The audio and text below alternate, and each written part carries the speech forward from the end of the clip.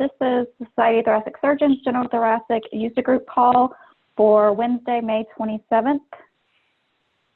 Good afternoon, everyone. Again, thank you for joining today's call. On the call today, we have from the STS, myself, Leanne Jones, the database manager for the General Thoracic and Congenital Heart Surgery databases, Carol Crone, Senior Clinical Manager for the STS National Databases, and we also have IQVIA colleagues on the line, Melanie Bent and team on the call as well. Today, I'll provide a brief STS update. Then I'll turn things over to Melanie for the IQVIA update. And finally, we will end with our Q&A open discussion. If you have any specific questions related to your data submissions, your harvest upload, et cetera, please be sure to include your ticket or your case number with your question in the Q&A. If you have already submitted your question to IQVIA's support team, that'll just give us something to reference during the Q&A. Alrighty, for our STS updates, in case you missed the AQO update from the monthly webinar, AQO will be going virtual this year. We do have the schedule for the AQO meeting. So the schedule for General Thoracic Database is as follows. General Thoracic meeting will be held on Wednesday, September the 30th. We'll have live content from 10 to 12 Central and from 1 to 3 Central. Then we'll have our opportunity for breaks, for our break exhibits and e-posters from 12 to 1 Central and 3 to 4 Central. Also, in addition to the live content, there will also be some pre-recorded webinars consisting of 5 to 10 videos of database-related content. In terms of the General Thoracic data version 5.21 upgrade, we are in the final stages of the data collection form update, and beta testing is set to begin soon on the new data collection form with the core group. Next, I'm going to turn things over to Melanie Bent for our IQVIA update. Melanie? Thanks, Leanne, and hello, everyone. Let's go ahead and let's take a look at what's coming up. So this weekend, we actually have a scheduled update that will be happening on the platform. That's going to include a product update. So the very first item that's listed there, that is upgrading our current version of the product from, it'll be product version 1.21, and then it'll be updated to a later version, which would be 1.28. So just to give a little background on that. So general product update, and with that, we're also including additional fixes that are specific for the General Thoracic registry. A couple of items that we do have tickets that are associated with, so many of those tickets that are currently open will get closed. One of those high priority items that has a target fix is related to the race documented. I did bring this up before in a previous webinar, but just so you know, this weekend is the weekend where we will be applying that fix. Also, we will be updating existing actual fields. It's the temp code and temp date fields that are available. We are updating the field descriptions that will be associated with the COVID-19 requirement that STS has issued. So existing fields, they're already there. We're already able to accept those fields if you started collecting those for COVID. The only thing that we are doing is that on the front end, we're updating the actual text to reflect the actual question related to COVID. We also will be applying updates related to the missing variable report. We did have reports where there were data variables that were appearing on reporting timeframes which were not expected. So, for example, 2.3 data variables that were appearing during the reporting period where it would have been 2.41. So those items have been addressed and will be updated on that report this weekend. And then one other item, we noted at the, I believe it was raised actually by one of our users where they tried to call a phone number that was listed in the footer for our support team, and that actually was not the correct phone number. So we did get that updated. So that also will be applied, and that's the contact support footer at the very bottom of the application. So we have updated that accordingly. Okay, let's go to the next slide. And I did talk about this new report that we're currently in development on, but I wanted to make sure that I share this news again, just in case there were anyone that probably wasn't on the previous webinar that we had. But this report is the Harvest Summary Report, and this is going to allow you to see an aggregated view of your data in regards to the validations that are currently available for those actual cases. And so instead of looking at the submission, so at the time of when you're uploading files, that submission, of course, would have an associated DQR. And so you would be able to see activity. If the activity, of course, if those records are either new or updated, you would be able to see those related validations. This report actually will give you a real-time snapshot based on the time frame or the date range that you enter. So you're able to go in, put in a specific date range, and those would be correlated to the surgery dates.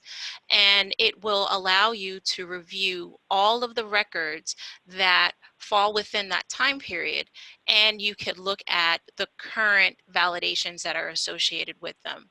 So as you're uploading and as you're making corrections, those corrections, of course, are being processed. And if there are no validations associated with those cases, then you would see, of course, cases that does not have validations. If you have any outstanding current validations, those would, of course, display, and it would be the real-time information that's available on those cases. You can enter in past dates. So again, you're not confined to a specific time frame. You can control that by using that date entry. You also will have the ability to drill down. So just like the DQR, you could select the actual warning in this instance, and that information is going to populate down in the bottom portion of the report. So again, similar functionality of what you're used to seeing within the DQR. But again, just wanted to share this report and know that it will be available soon. And this would be another way for you to be able to look at your data in a holistic view. Okay, so let's go to the next slide. And then other upcoming reports that we're working on. We are putting together mock-ups to be able to share with STS, so that's underway. And then, of course, we're still working with DCRI with making sure that they're able to get the data set, analyze that data set, and then send that back to us. And that's what we call our bidirectional interface. And so with this interface, we'll be able to get that information over to them. They'll be able to send that back over to us. And then we would take that data that's analyzed, surface that in a new report. So this is not going to be integrated, because this has been a question that's come up also. It's not going to be integrated into your current dashboard, for example. This would be a brand new dashboard report. And this report, once it's available, will be a new link within the operational reports menu. As we get closer and we have availability for when the reports will, basically enable in the environment, we will have education and training, and we'll be providing all of this to all of the users. And so again, more information will be shared once we get closer. All right, and I believe that is the end of my current update. So Leanne, I will turn it right back over to you. Thanks, Melanie. So next we just have, and many of you have seen this before, this is the STS IQVIA support plan. Just going to touch on this really briefly. Here we have if you have a question related to data submission, data quality report, dashboard. Of course, the first people you would reach out to would be the IQVIA's customer support. Here we have the phone and the email. Your question will go directly to Tier 1, and if Tier 1 is unable to answer your question, they'll route to Tier 2, IQVIA Tier 2 support, or they will route your question to STS directly. STS, if we are unable to answer your questions, if it's in regards to data analytics, we will contact DCRI and route to them if necessary. And IQVIA Tier 2 support, if it's a vendor-related question, and if you do realize that it's something that needs to be addressed by your vendor, we ask that you contact your vendor directly. If it's more of a, I guess like a data file structure issue or something to that effect, IQVIA Tier 2 would follow up directly with the database vendor. Here again, you've all have seen this slide before as well. Here's a listing of resources that are available to you. We have resource documents, the STS National Database feedback form, webinar info, training videos, et cetera, can all be found out on the STS website, out on the STS National Database webpage.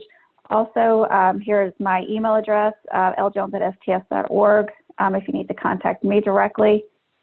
As always, again, here is my contact information, direct email, direct phone. If you have any database operational questions, we ask that you email stsdb@sts.org. That will be anything in regards to contracts, access to the IQVIA platform. If you have questions about participation fees, again, just email us at stsdb@sts.org.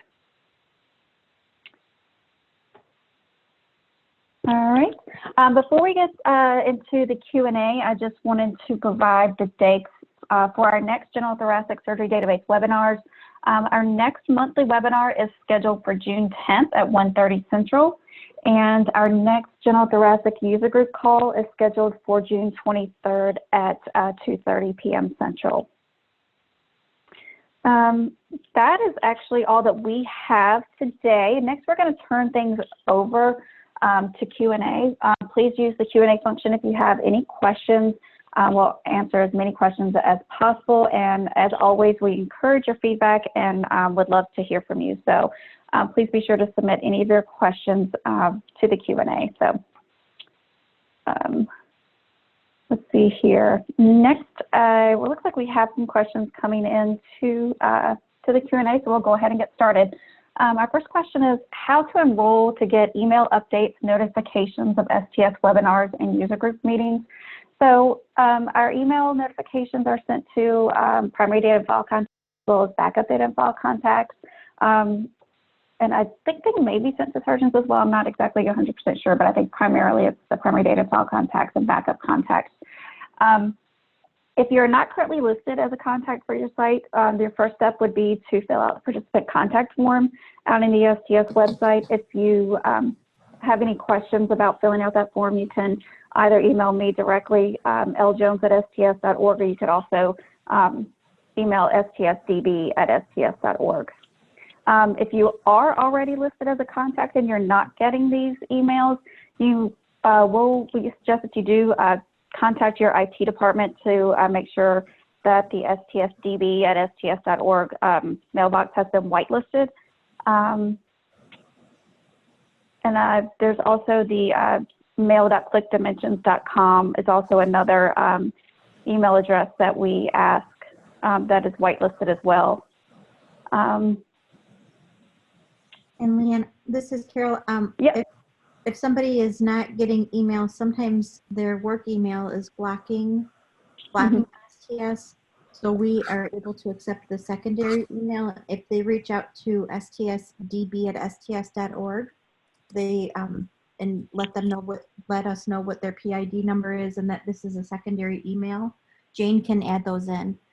I just put that in the chat box, the email address in the chat box, and I'll put the participant contact form there as well. Excellent. Thank you, Carol. I appreciate that. No problem. Our next question. After your direction last week, I resent my email to IQVIA support, STS tech support at IQVIA.com, to ask that my duplicate record submission problem be escalated to Tier 2 support, and I have received no response. Susan, do you have a ticket number that you could provide for us, and then we could pass that along? Melanie can get that, and we could get some follow-up for you. Melanie, did you have anything to add in regards to? No, we would just need to get the ticket issue? number to see. Mhm. We would just need to see what's happening. Okay. Got it. All right.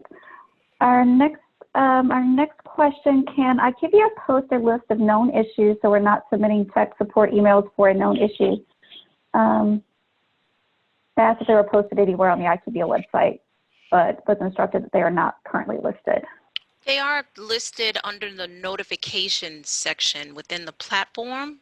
We have items listed there. And then after this deployment that we will do over the weekend, the list that was referenced in the PowerPoint will be listed again once the deployment happens this weekend. We also post a notification within the notifications menu, but you can always check that for that type of information. Thank you, Melanie. All right, our next question. Prior to the transition to the IQVIA platform, we could go onto the Duke site and review the current STS contract summary. How do we do that now? I know how to add and remove surgeons, but there isn't a link to the contract like we had before. So at this time, the contract summary is not available in the IQVIA platform. If you need a listing of your current contacts, just email me directly, ljones@sts.org, and I can get that information for you. Or you can email stsdb@sts.org. But I think, Melanie, there is a plan to possibly get a report like that in the IQVIA platform. I'm sorry. So to show surgeon, sorry. Yeah. No, it's okay. Okay. Like, so in the, I know in the Duke, there was like a contract and contact summary report, so they could just pull up a listing of all their current contacts for their site. And I think we had been in discussion. I think there was a talk so that we would look into, so they could see their current contacts, right? We would need to just come back to that. If it's to be able to show, I guess, the current list of users, that would have, we would need to just know exactly what those requirements are in regards to what needs to display for, who needs to have access to see that. But yeah, we can, that's something that could be available. We currently don't have it available, but we can. All right, thank you. Okay, our next question, any update on reports for first harvest for both adult cardiac and general thoracic databases? I think they're talking about the risk-adjusted results. So that's, again, still in progress with DCRI. We do not have a specific date at this moment, but once we have more information, we'll be sharing in regards to both registries. Right now, adult, we have shared already proof of concept on a couple of the reports that would be coming back from Duke. And again, they're still in the works of doing the analysis. So once we have the approved structure for those reports, and of course, once we get the data back, we'll be able to have that available within the platform. Thank you, Melanie. Our next question, how do I get a ticket number? So when you call IQVIA tech support, you need to ask them to please submit a ticket. And once your ticket is submitted, you should get I believe it's an RITM number. Is that correct, Melanie? That's correct. Yep. Right. So, hey, Leanne. Jean is on. Yeah, yes, Leanne, this is Jean. Hi, Jean. I do want to let Susan know that I'm not seeing anything that came to Tier 2, so I'm going to look further into it. And if we don't find anything, Susan will have someone reach out to you directly. Thank you, Jean. You're welcome. All right.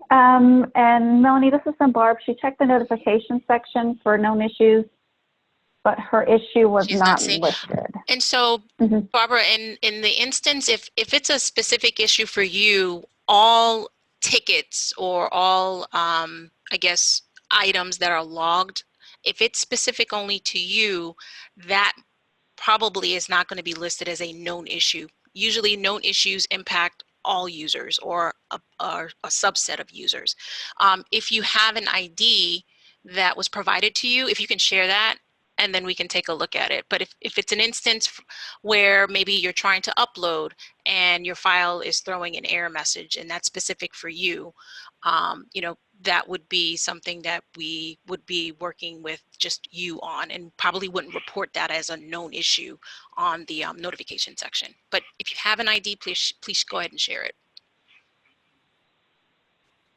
Thank you. Our next question from Claudette. What is the general turnaround time for clinical thoracic questions? Claudette, we have a 30-day. I do have about 5 questions that I just got surgeon response from over the weekend. So if you have not heard back, please let me know. I have caught up on all the clinical questions except for those that have required surgeon input. So if you do not have a response to your question, please let me know. We do have another call coming up. I believe it's on the 15th. I'm not sure. So we do have another call coming up within the next couple of weeks. So we will get questions answered, but we have answered all of the current questions within the last 30 days. So Devendra, it looks like you have some questions regarding the PCF, the participant contact form. It's asking for a 5-digit participant ID. If you could just email me directly, and then we could work with you to get you your participant ID number if you're not aware of that. So again, if you could just email me directly, ljones@sts.org, and we can help you get that. I can help you get that information. Okay. Let's see. Looks like our next question is, there a release date for the direct input functionality for the thoracic database on the IQVIA platform? And is there a data specification or training manual available for this functionality? It's a great question, Claudette. And we are currently targeting the opening up of direct data entry for July 1st. So of course we will be providing educational material around that. So that is going to be available within the platform. We'll post information within the library, and then of course there is a dedicated page on the STS website, which is the database transitions page, where information would be posted there also. Thank you, Melanie. Our next question, will thoracic be doing webinars to walk through the DCF like adult has been doing? And yes, the answer to that question is yes. So once the thoracic data collection form for version 5.21 is finalized, we will be doing the webinars to walk through the same way that adult cardiac has been doing for the new adult cardiac version. And also in July, the general thoracic database will also have new data manager webinars. So we will be instituting that for July. So keep a lookout for announcements coming out soon for those new database manager webinars coming out again in July for the thoracic database. I'm not seeing any additional questions, so please, anyone, if you have any questions, take the time to go ahead and get those submitted so we can get those answered for you. Happy to answer any questions that you may have. Carol, did you have anything you wanted to add, or Melanie, if you had anything that you wanted to add, anything that I may have missed? No, not that I can think of. Oh, same here. I think we've covered the stuff that we wanted to cover. Oh, wait, I think I see more stuff coming through the questions. Yep. Here we go. We have our next question from Arlene. Did you say when version 5.21 was planning to go live? As of right now, we are still on track. Version 5.21 is set to go live January 2021.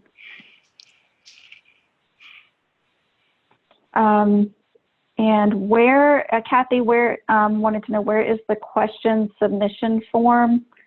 I'm sorry, I may have missed which question submission form you're referring to. This is the clinical question, the FAQ Okay. clinical question mailbox, and I put it in the response, but I'll also put it in the chat box. Sounds great. Thank you, Carol. And again, Carol did put that, the FAQ mailbox email address in the chat box.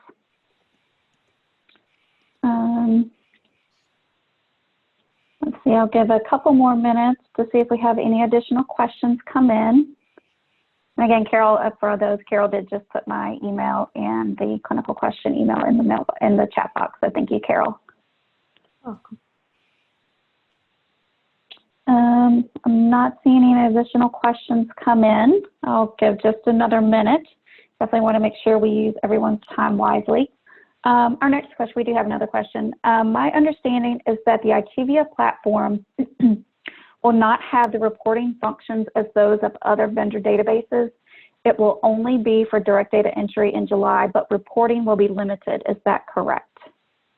Yes, that's correct. It's not going to, there will be, over time, we'll continue to add additional features as SDS directs. But when we initially launch, it is going to, of course, have direct data entry and base reports. There won't be any kind of custom reporting functionality that you may be used to within your current vendor software. But over time, there'll be, additional items and reports that would be added, but not for the initial launch. Okay, thank you, Melanie. All right, we'll hold on just a few more. I'm not seeing any additional questions. If anyone has any questions regarding AQO, we're happy to answer them.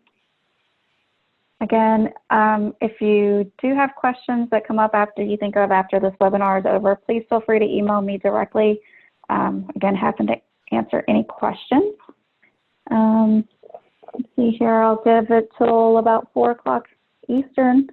And then if we don't have any additional questions, I think we can go ahead and end early. Just again, want to make sure we make use of everybody's time. All right. Well, I'm not seeing any additional questions come in, so I just wanted to thank you everyone for joining. Today was a little short and sweet, but as always, we're here for you, and we have these calls to give you all the opportunity to ask any questions with IQVIA on the line. So again, if you do have any questions that you can think of after this webinar, please feel free to email me directly. And if I can't get them answered, I will get them passed along to the appropriate person for a response. Thank you again. Thank you everyone for joining, and I hope you all have a great rest of the week and a great weekend. We'll see you on our next webinar. Our monthly webinar, again, is scheduled for June 10th at 1:30 Central, and then our next user group call is June 23rd at 2:30 Central Time. So thank you, everyone. I hope you all have a great rest of the day, and take care. Thanks everyone. Thanks. Thank you. Thanks, Carol.